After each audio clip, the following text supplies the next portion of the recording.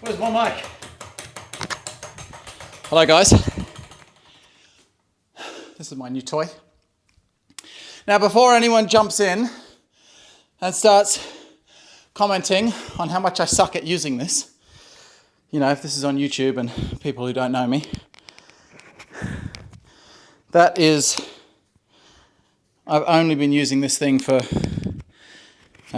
less than an hour. That's not going to work. Yeah, I've been using this thing for less than an hour.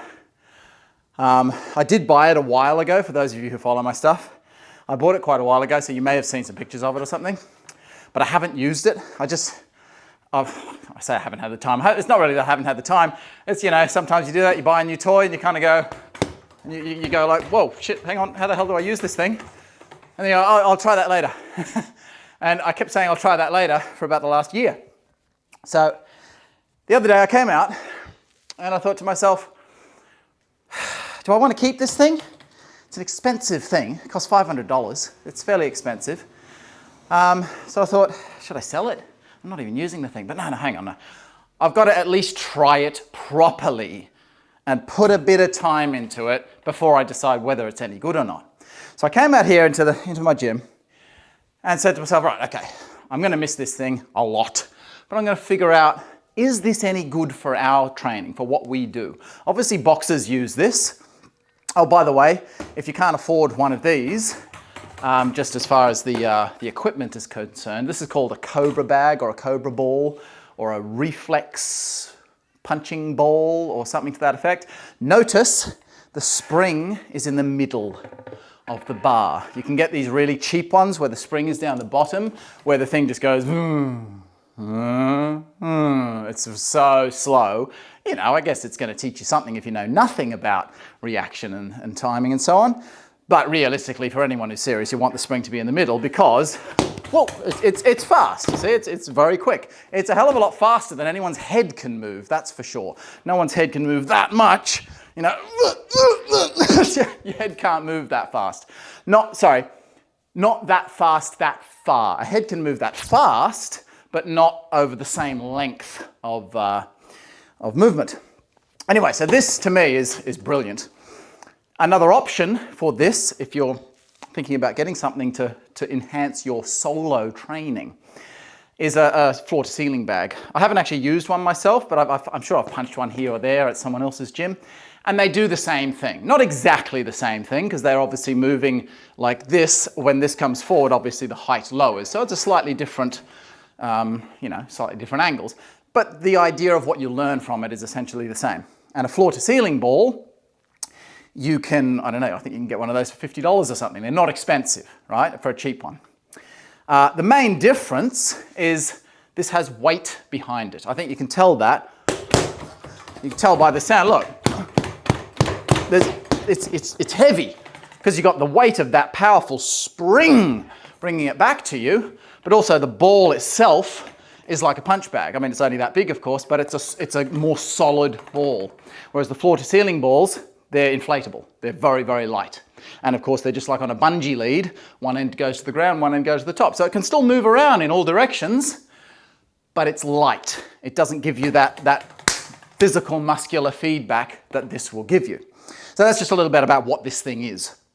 Okay, now, why do I feel that you should get one?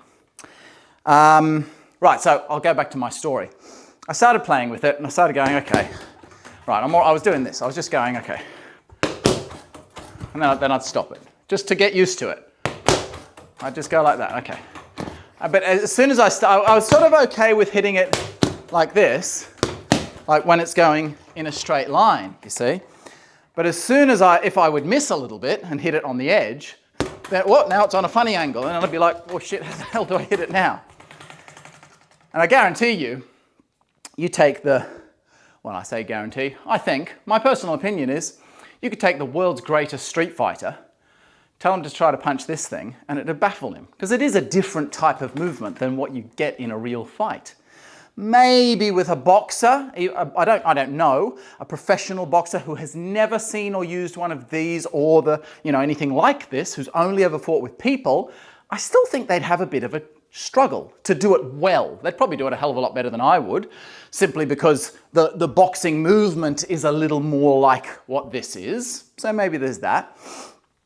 But what I'm saying is, you have to learn how to do the drill to get what you want out of the drill, right? The speedball is the epitome of that concept. If a world champion boxer was the greatest boxer of all time, but the speedball hadn't been invented yet, he'd be going like, he wouldn't be able to hit it. You've got to learn that timing to feel how you can't just be a puncher and punching humans like real and then go and get the timing right on something completely different. So you have to learn the skill to do this. So then I started thinking to myself, right, okay, so I've got to learn this new skill. I've got to learn how to use this particular piece of equipment. Now, is this particular piece of equipment, learning that skill, is it going to benefit me in what I want to achieve in my own skill set? Okay, so I want to learn how to fight from a self-defense point of view, okay? Not from a competitive point of view. So will this help me? And my first opinion was, okay, well, what is this? This weird, this all the way to there, all the way to here, trying to get the timing right to hit something that's moving like that. I've never seen that kind of movement happen in a real fight. As soon as a real fight happens, you're in here close, you got hold of the head, you know, you're in here. It's not like boxing where you're out here the whole time playing and dancing. That's not a real fight. If it's playing and dancing, the other guy's kind of bouncing back like this, you bounce back too and you go, leg it. You run away. So that whole boxing, sparring, bouncing back and forth thing isn't so applicable to a real street fight. You know, unless, I don't know, 5 guys jumped you and said, you have to fight him or we'll all beat you up. All right, now you've got to have a boxing match in the street. But what I mean is, yeah, real fights, it's like, you know, you're minding your own business. Oh shit, there's just force upon you and you're in there and your elbows are flying, your fingers are going in the eyes, your knees are going to the groin. That's street fighting, okay? So it's a little different than competitive fighting. So yeah, I was thinking, is this beneficial to me and our system and what we practice?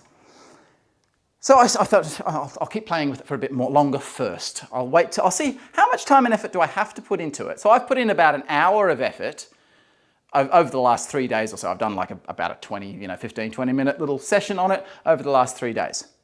And I've gotten to that point that I'm at now, what you just saw me doing. So, you know, I can hit it okay now, you know. I'm hitting it at most different angles. I can move around it a bit and still hit the thing. So I'm pretty happy with that, considering, and also keep in mind, I've not had any instruction. I haven't looked up any YouTube videos or seen a boxer and been taught, oh look, with this particular equipment, this is how you get it right. This is how you learn the timing. I've literally just walked out here by myself and thought, right, how do I, okay, so I've got to hit it as it's coming towards me. I can't hit it as it's moving away, or, you know, if it's moving on a side angle, I can't hit it, you know, at a cross angle. If it's moving on a side angle, I've got to hit it on a side. I've tried to figure it out myself. At some point, I probably will look up some good boxing tutorials. Hopefully there's something on YouTube that can give me some other tips, because of course, I want to get some tips by the people who invented the thing, right? And it can benefit our stuff. So I started thinking, okay, yes, the movement of the ball is not applicable to a real fight. It's not realistically a proper movement, but it is still learning how to hit a moving object. You stand here on the bag all day long, you know, and do your heavy bag training and do all of this stuff. That's great, and you'll get more power training from punching on your bag and doing your palm strikes on your bag and so on. But it's stationary, it's just sitting there. No matter how much you practice on that, you come out to hit a real target, you put some gloves on or some headgear or whatever, however you do your sparring, and you try to hit someone who's moving around, and you will find, like I've sparred with a world champion boxer, a professional world champion boxer, and it is genuinely difficult to hit them in the head. You know, I had to revert to, like, I didn't even bother trying to hit him from here. I was like, I'm going to miss every time. I'm not fast enough to hit him. He can just see my punch coming first. So I had to revert to, I had to revert, didn't actually hit him with the elbow, of course, but I had to revert to grabbing onto his arms to stop him doing what he was able to do. And then, maybe then I had a chance. I still wasn't like, kicking his ass or anything, but at least that gave me an option. It gave me a chance. But to stand there toe to toe and try to hit him, I couldn't even touch the guy. Anyway, so, okay, you could argue, yeah, but real fights, you shouldn't be doing that, like I just said. Yeah, but it's still a good skill. What if you got what do you get 2 or 3 guys that are maybe attacking you? Okay, I need to be able to hit someone who is of a moving target. What if the guy you're fighting is really tall, right? You can't get in on him. You need to be able to sort of just, move away from his punch, slap it to the side, boom, and hit him as he's coming through. He's still going to be a moving object to some degree. As I said, it probably won't be as moving as this. But my thoughts then were, well, if I can hit this, and this is moving all over the bloody place, to a large extent, quite quickly, if I can hit this, if I can get good at hitting this, it is going to improve my general ability to hit moving targets. Not only, the head is not the only moving target, fists are moving targets. When someone throws a punch in at me, sure, I'm going to move my head out of the way of it, but I also might want to hit that arm. What if I want to do an arm break? Or some kind of a lock, or just attack the arm to get out of the way. Anything like that. That's still hitting a moving target. And as far as what I can do by myself, sure, if you've got a training partner all the time, you train with your training partner, I think probably training with your training partner is the better option, but you don't always have someone to train with. So we're left with this big old fat thing that just sits there. If you can get yourself one of these, you've got that stepping stone, right? Oh, and the other thing is, when you're sparring with your partners, you don't want to be hitting each other with any sort of substantial force in the head all the time. You want to just do touch contact most of the time, and occasionally maybe do it a bit heavier to make sure you can actually hit each other.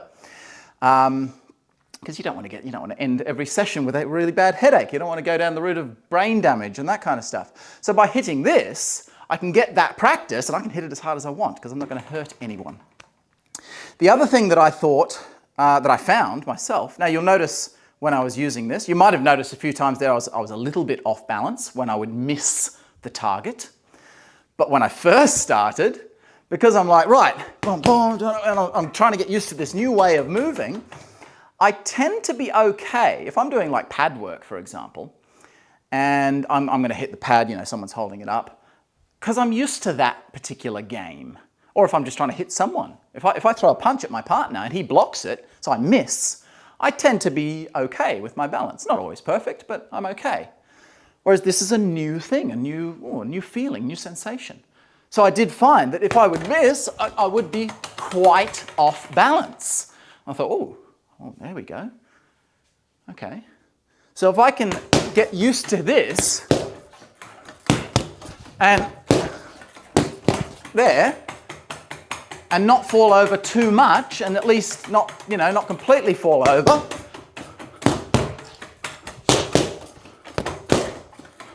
Just waiting till I miss to see what happens. That was a miss, but there we go. See, there was a miss. Boom, it was there, but I was okay. You see, I was able to come back from there. So what, you see? Again, not perfect. I'm new to this. I've only just started using it. But the point is, if I can get that, like I'm already 10 times better than I was 3 days ago. So if I keep practicing with this, it'll get to the point where I'll miss and just be perfectly happy with missing. So it teaches you the concept of you're going to miss. You're not always going to land your punches. So if you're always doing, set drills or working with a heavy bag or pads where they're not, moving their pads around or something, you can get into a false sense of security that you think you've got good balance because you're either always connecting, so that's stopping you falling over, or when you're not connecting, you're working with a real person, you don't really want to hurt them very much, right? Because you're just doing soft sparring, for example. So when you're working with the person, you might be only putting in that much pressure. So they move, yeah, you're not going to fall over because you're not putting much force behind it. But if you say to yourself, right, there, see? I tried to hit that hard then, but I still didn't fall over. I was not perfectly balanced. I did just go, I went a little bit, you know, a little bit off, but I really tried to hit it hard. There, you see there? I completely missed. The thing came on the inside, caught it on the inside either, but I didn't fall over. Whereas when I first started, if I'd put in that much power, and that's what I did with my training on this thing, I started off soft, you know, and worked my way up to more powerful strikes. But if I'd done those heavy strikes when I first started, boom, I would have been off balance. So it is a fantastic tool for learning training your body to miss. Or rather, not training your body to miss, that's not really the right way to word it. Training your body to be okay with missing, because you're going to miss. You're going to miss probably 70% of the time, maybe 80, 90% of the time. If you land a shot, for the most part, without gloves in a street fight, and you're aiming at necks and really dangerous areas, the fight should be over pretty soon after that. Street fights don't last that long. It's not like boxing where it goes for rounds and rounds and rounds. So yeah, you're going to miss most of the time. So when we're practicing this, we're hitting, we're connecting 99% of the time. So it's an unrealistic way to train. Now, okay, maybe I am still connecting most of the time, but if I miss, I'm okay with that. So you would want to get it to the point. This is still not full pressure, right? This is not real pressure. I don't have punches coming in at me. I'm not threatened. My life is not in danger. So I'm more chilled. I'm more comfortable. Put yourself in a real situation, you're going to be a bit more on edge, right? So there's more chance, because you're panicking, there's more chance you'll fall over. So you would want to get this particular training exercise to the point where, well, A, you hardly ever miss because you want to get good at actually hitting the thing, right? But anytime you do miss, you're in perfect balance. That would be the goal, right? So that effectively, in a real fight, if you've got perfect balance with this, maybe in a real fight, you'll at least have 80% of what you had here or something, you see? You're never going to be as good because you're shit, this guy's going to try to kill me, right? It's a real fight, but it will teach you that skill. So yeah, I just wanted to say that. That's my general thoughts and feelings about this particular piece of equipment. Sorry, the phone is ringing.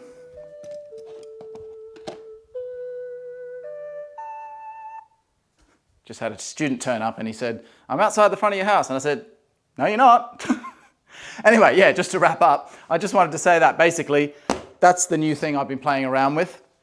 If you don't get a lot of chance to play with partners all the time in sparring kind of martial stuff, then I highly recommend something like this. As I say, if you don't want to fork out a large amount of money, I have seen these for about $350. That's Australian dollars. So I don't know what prices they are in your country. So they are coming down in price now.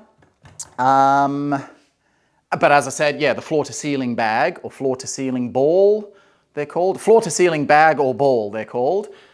Cheaper option. Get used to it, you know, use that for a while, and then if you want to upgrade at a later stage to something that's got a bit more weight behind it, you could upgrade to this particular one. I will play around with this for the next few months, and if I can get pretty good at it, as I say, I don't know, actually I haven't looked yet, if there's any good tutorials on YouTube or anywhere that will teach you. If you're a total novice and you don't like, okay, I'm a novice to this, but I've been doing martial arts for a long time, so I was able to figure out the correct timing and so on and, you know, teach myself roughly how to use it. But if you're a total novice, you might just be like, what the hell am I supposed to do on this thing? So eventually, if I get good at this, I will put out a tutorial video of some kind so that you can, yeah, learn. I'll give you my tips as to how I learnt how to get the timing right. And basically what I've done is I've done set timing training exercises for myself, doing just straight strikes, just curved strikes, getting circular strikes happening. And then I've allowed that to sink into my body. And then effectively I've gone back to freestyle. So when I'm doing it like what you saw me doing earlier, I'm not standing there thinking in my brain, right, that's a forward movement, 1, 2, 3, 4, hit. I'm not thinking at all. I'm just hitting where my body feels like the power is coming through from those set drills that I had already worked out for myself. So as I say, I'm going to play around with this. I'll let you know how I go. I'll let you know if I want to put out some tutorial videos on this particular piece of equipment. Let me know your thoughts in the comments. And if you are a if you guys watching, if you're a boxer or, I don't know, anyone who professionally uses this, if you do have any good links to how to properly use these, please comment and link down below, because I'd be very interested to see a professional using it. Sorry, I've seen professionals using it. I'll put a link in my description now of a boxer using this so you can see how amazing he is, like if someone's done it from a professional level, how good he is at hitting it. But I'm looking more for a tutorial of how to, what's the best way to start, how do you work your way up and that kind of stuff. Anyway, good stuff, guys. Hope you enjoy your rest of your day. I'm going to start a class now, so I'll see you soon. Good stuff.